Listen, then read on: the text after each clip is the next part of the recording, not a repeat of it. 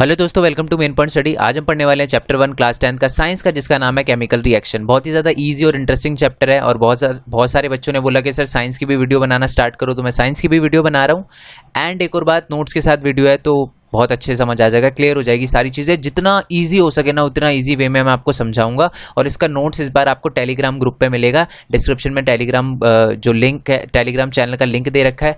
Telegram पहले download करो play store से, उसके बाद आप मेन पॉइंट स्टडी लिखोगे डायरेक्ट सर्च के ऊपर, या आप वो टेलीग्राम लिंक पे जो डिस्क्रिप्शन में दे रखा है उस पर क्लिक करोगे तो आप टेलीग्राम ग्रुप में ज्वाइन हो जाओगे, ठीक है।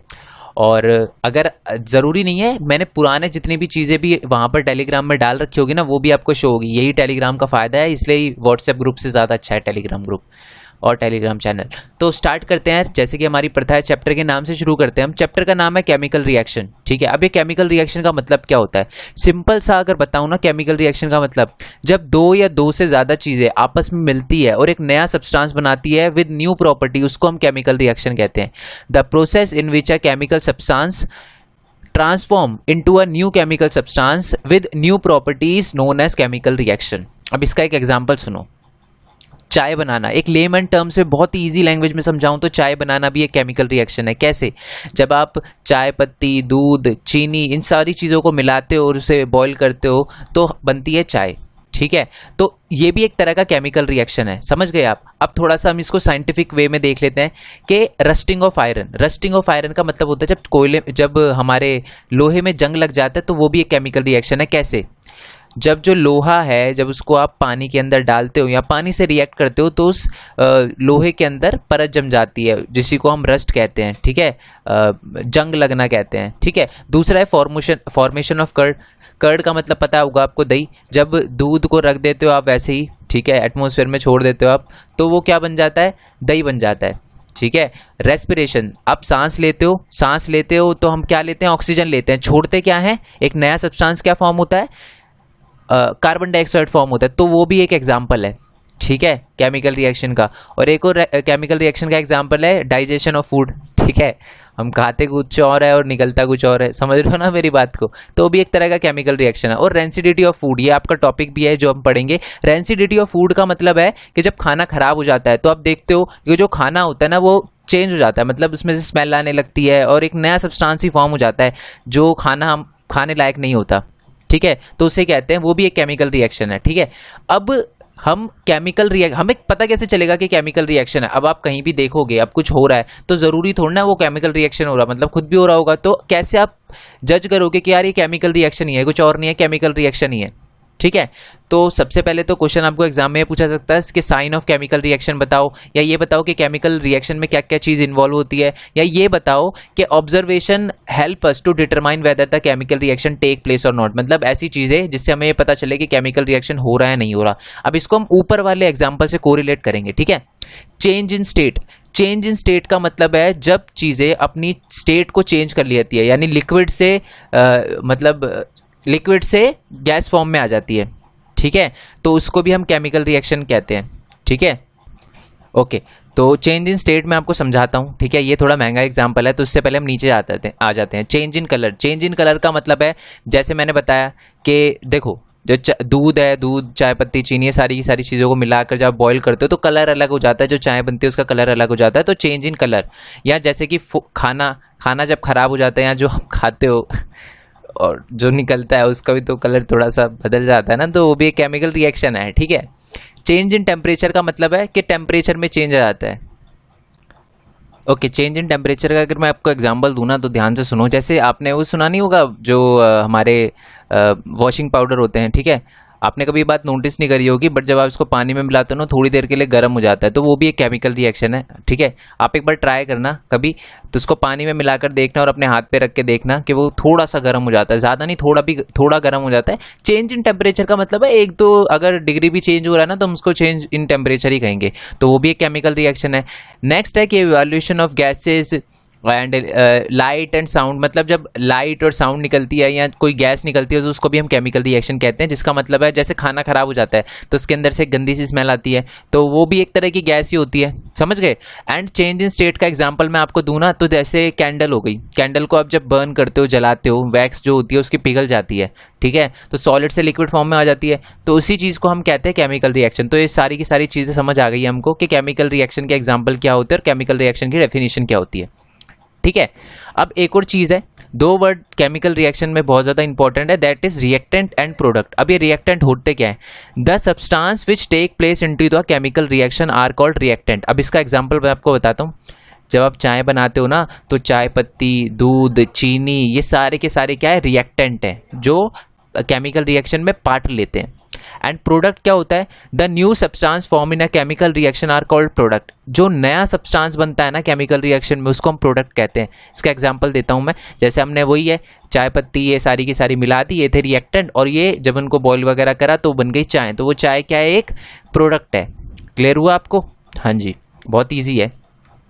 अब हम पढ़ेंगे केमिकल इक्वेशन। अब देखो, बार बार मैं ये बोलूं कि यार अगर हम क्या करेंगे, वाटर को हाइड्रोजन को मिलाएंगे ऑक्सीजन से तो क्या बनेगा? वाटर बनेगा। या मैं बोलूँगा कि अगर हम आयरन को या किसी भी चीज़ को, जैसे कोई भी लोहे की चीज़ को बाहर रखेंगे तो उस पर रस लग जाएगा, जंग लग जाएगा, तो ये कितना अजीब लगता है बोलने में। ये साइंटिफिक नहीं है। साइंटिस्ट जो टर्म यूज़ करते हैं ना, दैट इज़ केमिकल रिएक्शन। वो इन चीज़ों का यूज़ नहीं करते कि हाइड्रोजन और ऑक्सीजन मिल गया तो वाटर बना। यहाँ ये नहीं बोलते कि हाँ भैया हमने किसी आयरन को बाहर रख दिया तो उस पर जंग लग गया। वो केमिकल इक्वेशन यूज़ करते हैं। अब केमिकल इक्वेशन का मतलब क्या होता है? Representation of the chemical reaction using the symbol and the substance is called chemical reaction. जब हम केमिकल रिएक्शन, मतलब जब केमिकल रिएक्शन होता है तो हम जब सब्सटेंस की जगह सिंबल का यूज करते हैं ना, तो उसको हम केमिकल रिएक्शन कहते हैं। इसका एग्जांपल है, दिखाता हूं मैं आपको। एक चीज और है, it is the necessary condition such as temperature, pressure and catalyst should be written on the arrow between the reactant and product. इसका मतलब समझाता हूं मैं। देखो, जैसे कि हम लेमन टर्म में क्या बोलते हैं? लेमन टर्म में बोलते हैं कि हाइड्रोजन और ऑक्सीजन को मिला दे तो वाटर बनता है, यानी H2O बनता है, वाटर बनता है, ये पता है आपको। बट इसको केमिकल इक्वेशन में कैसे लिखेंगे? केमिकल इक्वेशन में लिखेंगे इसको ऐसे, ठीक है, कि हमने क्या किया, हाइड्रोजन को ऑक्सीजन से मिलाया और ये बना H2O, ठीक है। तो ये हाइड्रोजन को ऑक्सीजन से मिलाया तो बना H2O। वैसे इक्वेशन गलत है, ठीक है, बट मैं बताऊंगा कि क्या है ये। अब ये हो गए रिएक्टेंट और ये हो गए प्रोडक्ट, और ये एरो डालना बीच में ज़रूरी है, और जिन जिन रिएक्टेंट को आपने रिएक्ट करवाया उसमें प्लस लगाना ज़रूरी है। और एक और चीज़ है, ठीक है, इनका अगर आपने बॉयल किया है तो आपको यहाँ पर लिखना पड़ेगा बॉयल किया है, या लिखना पड़ेगा टेम्परेचर चेंज किया है, प्रेशर लिखना पड़ेगा, सारी की सारी चीज़ें लिखनी पड़ती है।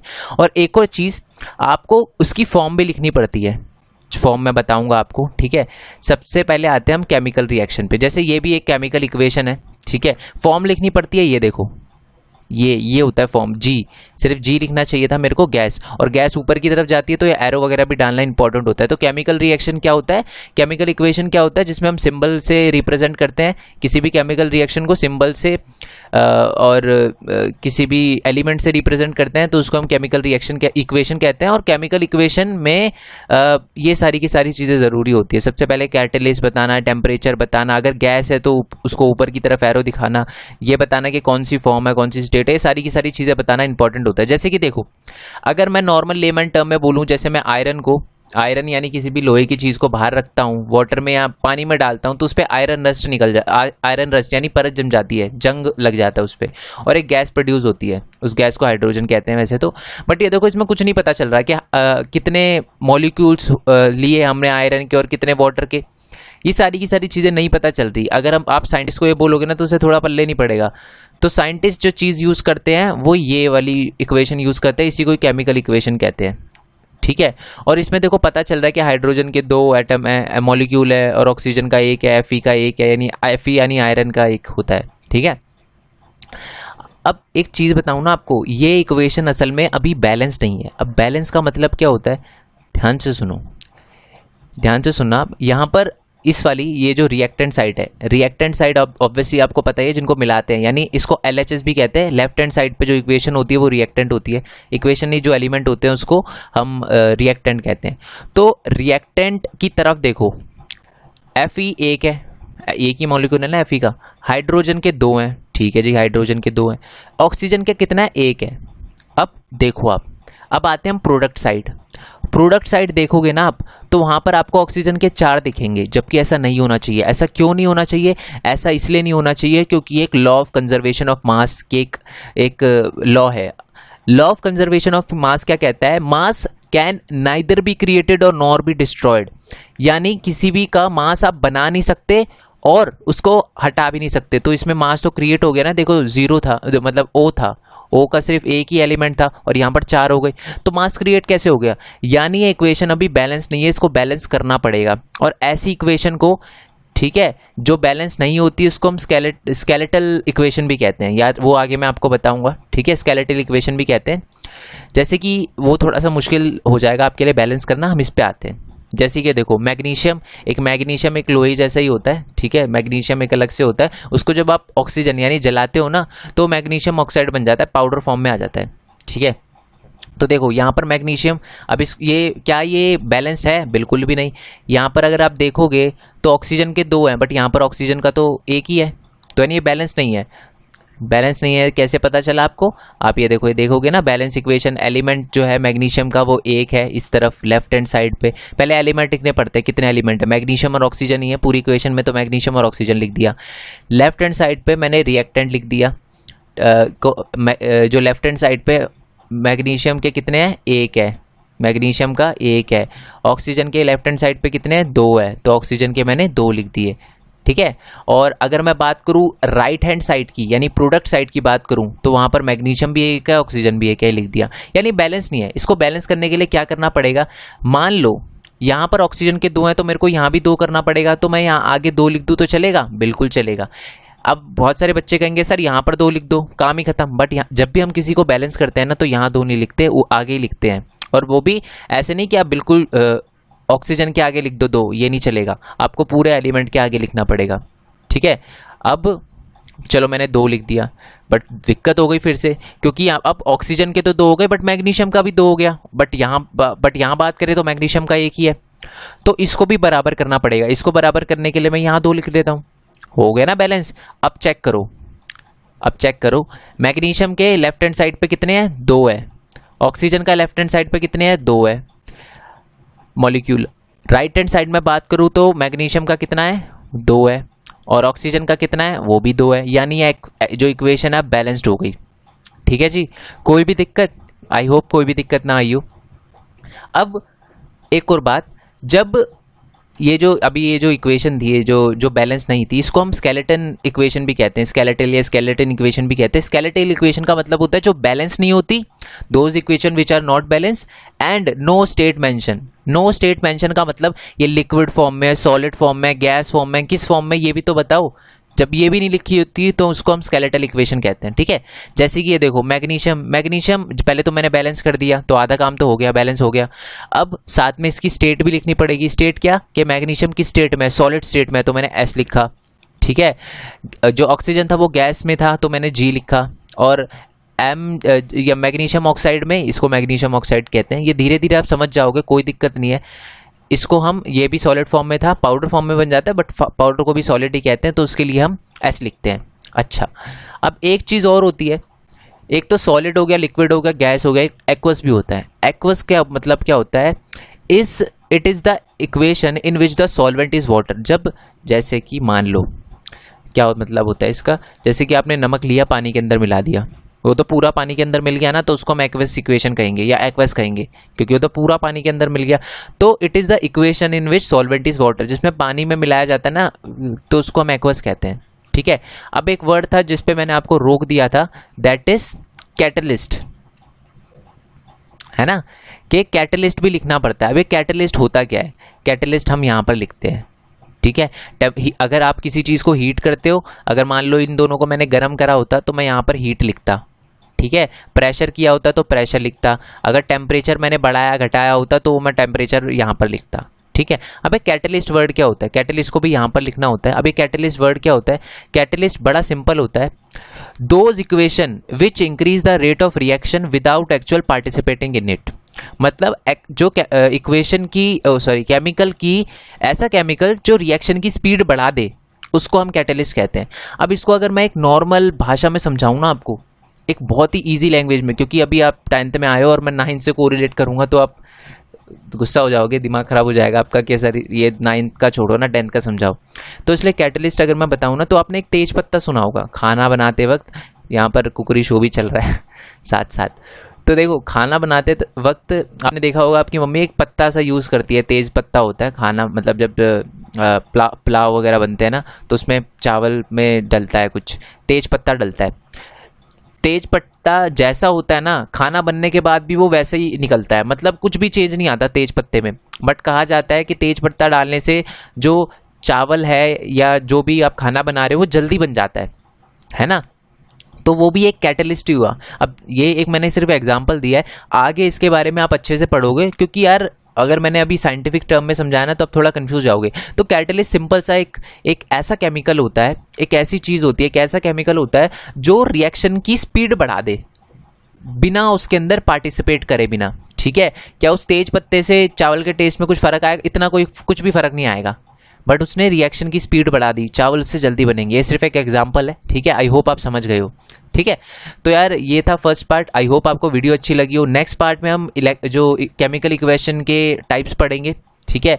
आपको वीडियो अच्छी लगी हो तो लाइक करना, चैनल को सब्सक्राइब करना, जितना हो सके इस वीडियो को शेयर करना। नोट्स आपको टेलीग्राम ग्रुप में मिल जाएंगे।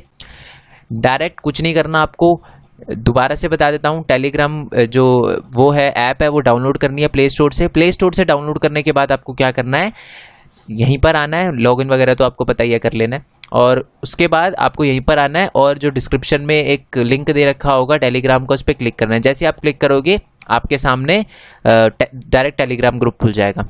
ओके यार, एंड ये डेफिनेशन बहुत ज़्यादा इंपॉर्टेंट है, सारी की सारी डेफिनेशन कर लेना, और law of conservation of mass तो बहुत ज़्यादा ज़रूरी है, ठीक है।